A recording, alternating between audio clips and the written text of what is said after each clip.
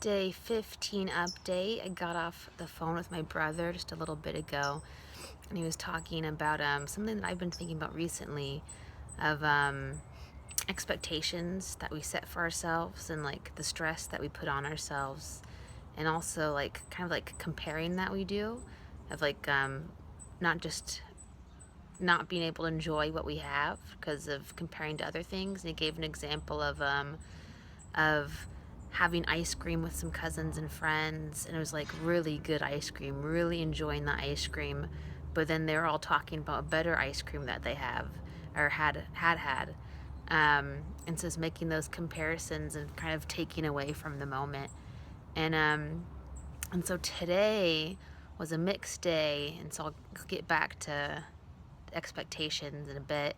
But last night wasn't the best sleep night. Like, I'd sleep for 20 minutes and wake up, then for 30 minutes and wake up.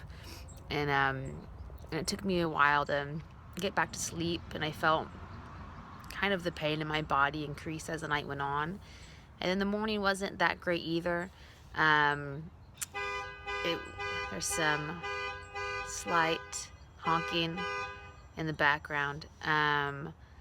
Yeah, it was just a difficult morning. I think my mom had to wheel me around in a wheelchair, and had to feed me, and like had to like lift up my legs. Like I didn't have much strength or mobility in the morning, and so it was interesting to think that there could be a day like I'm having a really great day, and then the next day it could be like this morning and evening was. So that's interesting to take note of how things could fluctuate. But it also made me think of a few things about, I guess, just like allowing difficult moments, like allowing frustration and allowing space to feel down, because I definitely felt that through a good chunk of today, and just making space for that. And then also, part of me thought that even though this morning was really difficult and painful, that I had worse mornings. And so also part of me was putting it into perspective, like I'm still making progress, and kind of holding on to that, that although things, I'll fluctuate and have difficult moments, that I am still making progress.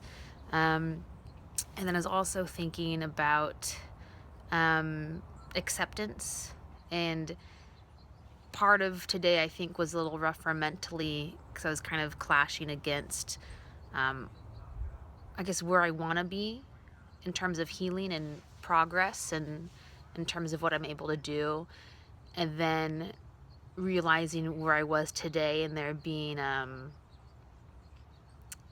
disconnect with those two things. And as I was lying in bed and thinking, like, yes, it's important to make space for not feeling well, but also I was lying in bed, I was thinking, like, instead of getting in a negative thought loop, like, I could change that. And even though the day didn't start on a good note, it doesn't mean that it doesn't have to continue that way. Like, it could end on a good note. And that later in the day, once I was kind of just able to relax and accept that I needed rest and to take naps, and that maybe I couldn't perform in ways that I wanted to. And once I was able to accept where I was at and like let go of those expectations of I should be, here and higher, then I was able to relax and kind of let go of that stress. And also talking to my brother is helpful of just finding enjoyment in things. So like even I guess there's enjoyment in a lot of things. Like maybe I was a little more limited today, but there's still so many things to appreciate and to be grateful for, and moments just to really enjoy. So instead of thinking of what I don't have or what I can't do, just I think it's important to focus on what I do have and what I can do, and the things that I do appreciate, and the wonderful things that are in my life. Just like having a wonderful conversation, that like I felt my energy pick up and my mindset shift, because that was just a really wonderful experience. Yeah, and so those are just some of the thoughts that went through my head today. And also I found out who the anonymous potato sender was. It was my sister Christina. And like I messaged and texted a few friends, did you send me an anonymous potato? And I posted on Facebook the picture of the potato and was like, who sent me this anonymous potato?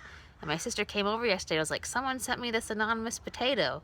And she's like, I wonder who sent it. And then today when she texted me saying, oh, did you figure out who sent you that anonymous potato? And I was like, oh, that's a little light. Like, I bet you she sent me the anonymous potato. And she did. So that was, I really enjoyed the anonymous potato. Yeah, so those are, oh, and also in terms of like limitations too of navigating lupus, I'm also getting to a place where I don't want to put myself in a box if I can't, because I still don't know yet of what things that I can or can't do, or like what my limitations are, and I'm still learning. And so for example, like one thing is like they say to avoid the sun, so I've been wearing tons of hats, or maybe if I come out, like I come out at night, or if I go out during the day, I sit in a shady spot and I put tons of sunscreen on, or wear jackets to cover myself up. But I'm realizing that that doesn't mean like I have to avoid the sun like a vampire. Like, and there's also, aside from sunscreen, you know, there's clothes that are that have like sunscreen stuff built into them, so that there's ways to adapt. And also, like, I'm not 100% positive of how much sun affects me yet, and it's not something I want to test right now.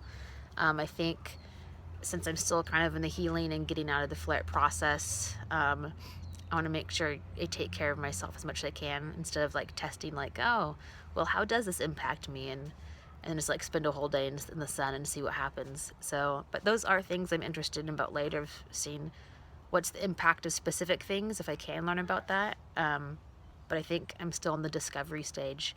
Yeah, so I guess one thing I'm keeping mindful of is I don't want to have I can't in my vocabulary.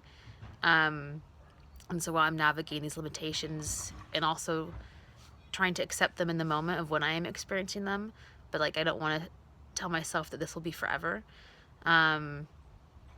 Yeah, and so, and also is when I read this one article about people adapting and creating a partnership with lupus and creating kind of creative workarounds of how there'll be some limitations, but it doesn't have to be, I don't know, like such a drag, you know. I guess going back to like enjoyment and finding ways to, I don't know, just create a partnership with life instead of struggling with it, and finding enjoyment in it. And so those are my thoughts for today, and I'll see you guys tomorrow.